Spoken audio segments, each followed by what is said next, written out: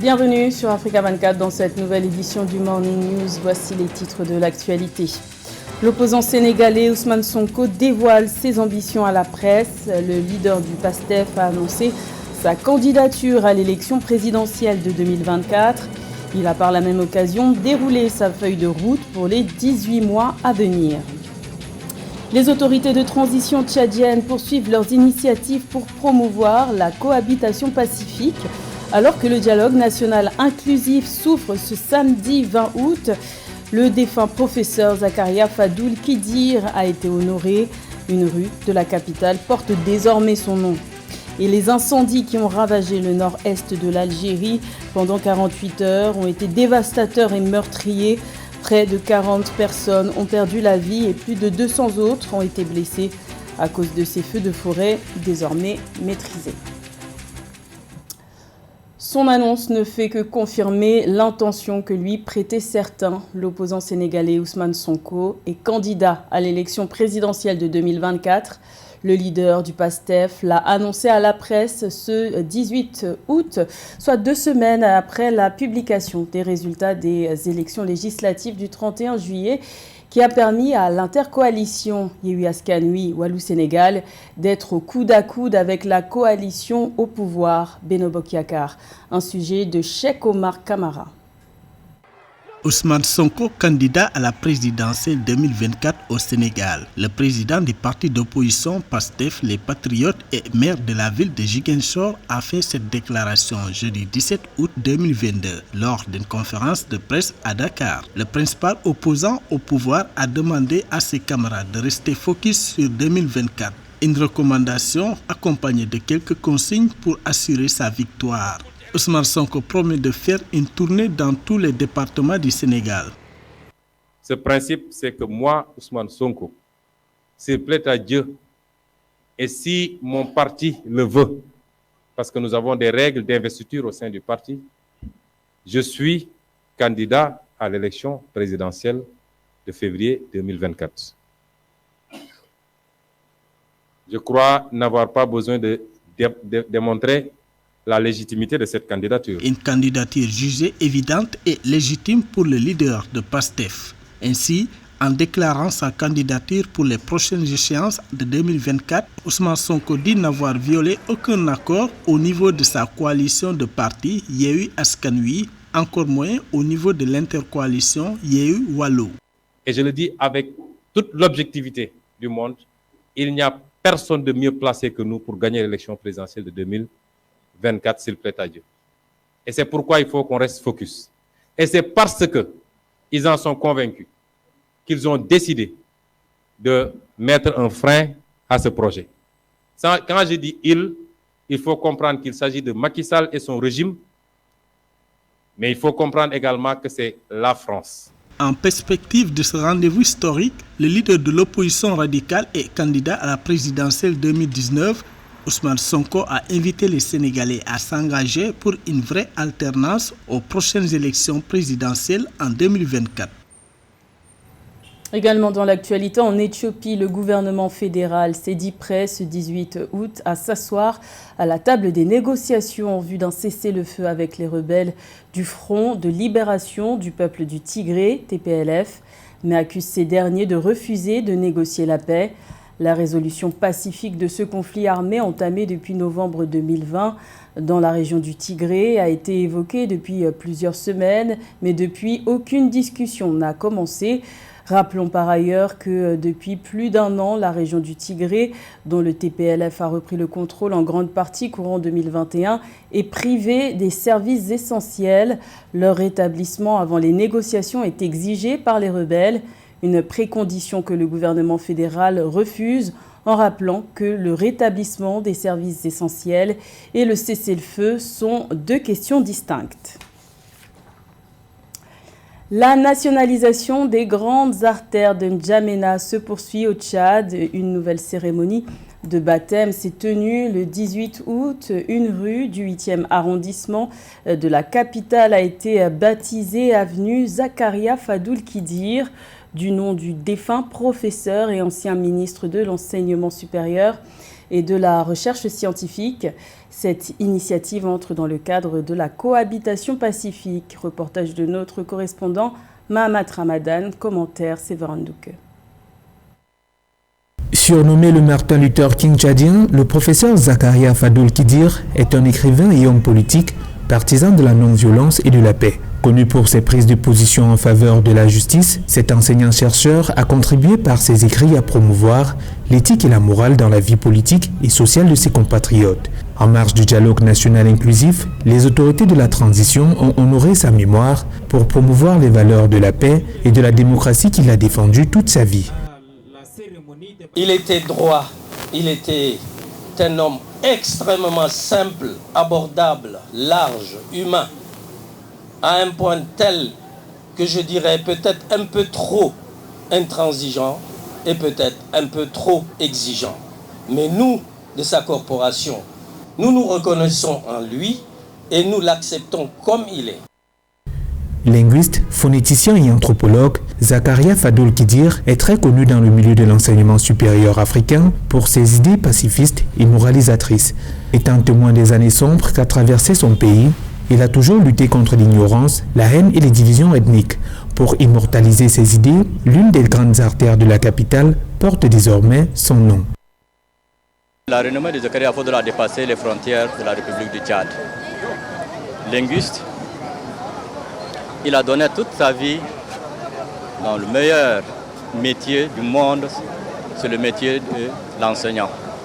Il était le premier bachelier de sa communauté, premier professeur de sa communauté aussi.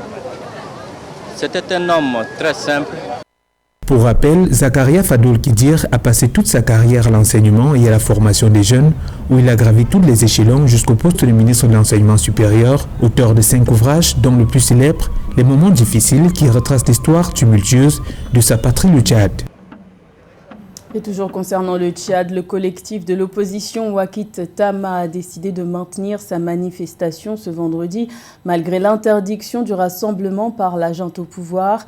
Wakit Tama a appelé à la désobéissance civile tout en dénonçant le caractère illégal de cette interdiction. Dans le reste de l'actualité en Centrafrique, le Bloc républicain pour la défense de la Constitution, BRDC, a annoncé le 18 août la date de son premier meeting. Cette coalition de partis politiques d'opposition et organisations de la société civile se réunira le 27 août dans le 8e arrondissement de Bangui. Notons que cette annonce succède à celle du président Faustin Archange Touadéra, le 12 août dernier, à la veille de la fête de l'indépendance du pays, sur un futur référendum constitutionnel, une initiative critiquée par l'opposition qui lui prête l'intention de briguer un 3e mandat. Le développement de l'industrie numérique est l'un des facteurs importants de croissance sur lequel les autorités misent en République du Congo. C'est d'ailleurs le 4e pilier du plan national de développement 2020-2026. Une enveloppe de 360 milliards de francs CFA a été consacrée au secteur du numérique. Plus de détails avec Séverin Douke. L'industrie numérique est au cœur du plan national de développement de la République du Congo.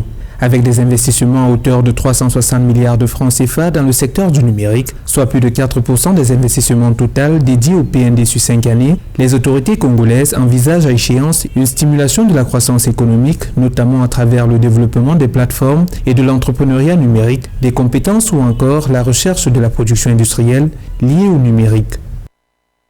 Il faut noter que des investissements importants ont été consentis par le gouvernement dans ce secteur, notamment à travers l'autorité de régulation des postes et communications électroniques, la PCE, qui dispose d'une infrastructure de qualité avec des big data, ce qui permet donc au Congo d'être quand même, il faut le reconnaître, l'un des meilleurs dans ce secteur au niveau de l'Afrique centrale. La politique de développement à travers l'industrie numérique est inscrite dans le programme d'investissement public 2020-2026 et se décline sur 5 axes pour 33 projets dont l'objectif visé à terme est la réduction de la fracture numérique et la simplification des procédures de la gouvernance par l'accélération de la digitalisation à l'heure où les technologies numériques permettent aux pays d'accélérer leur développement socio-économique. Et le numérique donc est en train d'être évidemment émaillé dans tous les secteurs socio-économiques du Congo. Évidemment, grâce donc à ces big data, grâce à ces infrastructures de qualité qui ont été investies pour pouvoir booster l'économie numérique au Congo. Le développement de l'économie numérique, pilier du plan national de développement PND 2022-2026, est fille du projet de société de la présidence Sassou Nguesso, Ensemble poursuivons la marche, qui oriente la politique de développement du Congo. C'est une initiative qui va permettre d'augmenter la production agricole nationale de 30% au Cameroun et ainsi éviter l'apparition d'une crise alimentaire.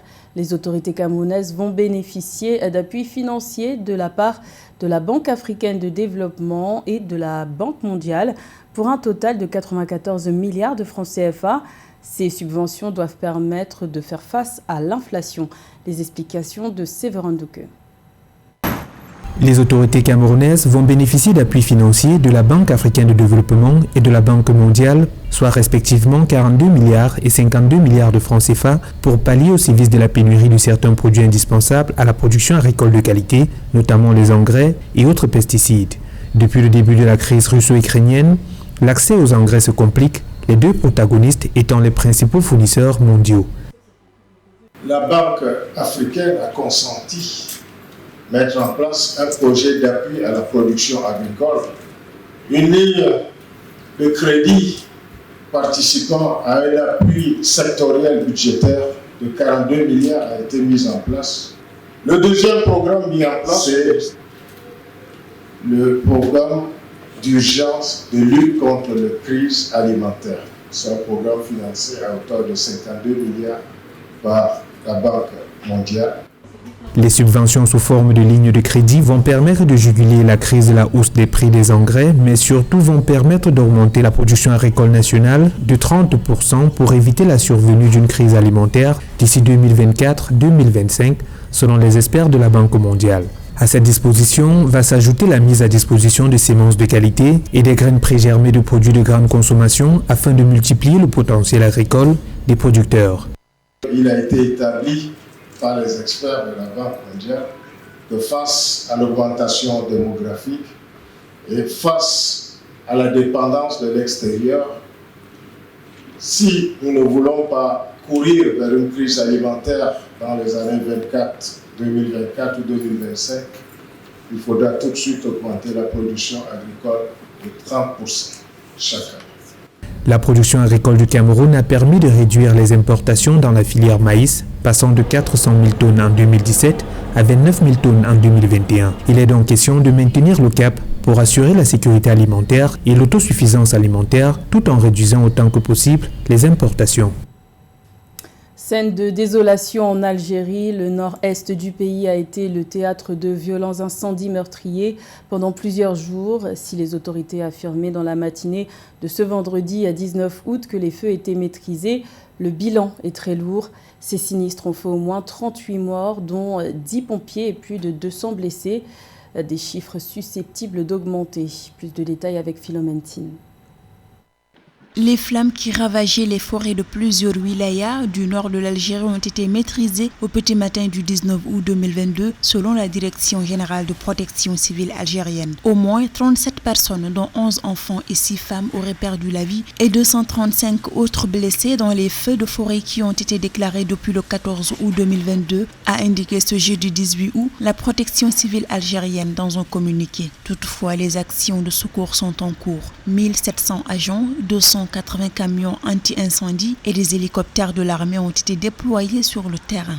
Le phénomène devient très préoccupant et il coïncide avec un phénomène comparable en Europe du Sud, en France et en Espagne. Et cela attire l'attention sur le sous-équipement de l'Algérie en matière de lutte contre les incendies notamment, parce que les autorités algériennes n'ont pas du tout investi dans ce secteur en raison des choix budgétaires. 118 foyers d'incendie dans 21 wilayas de l'Est de l'Algérie ont été enregistrés.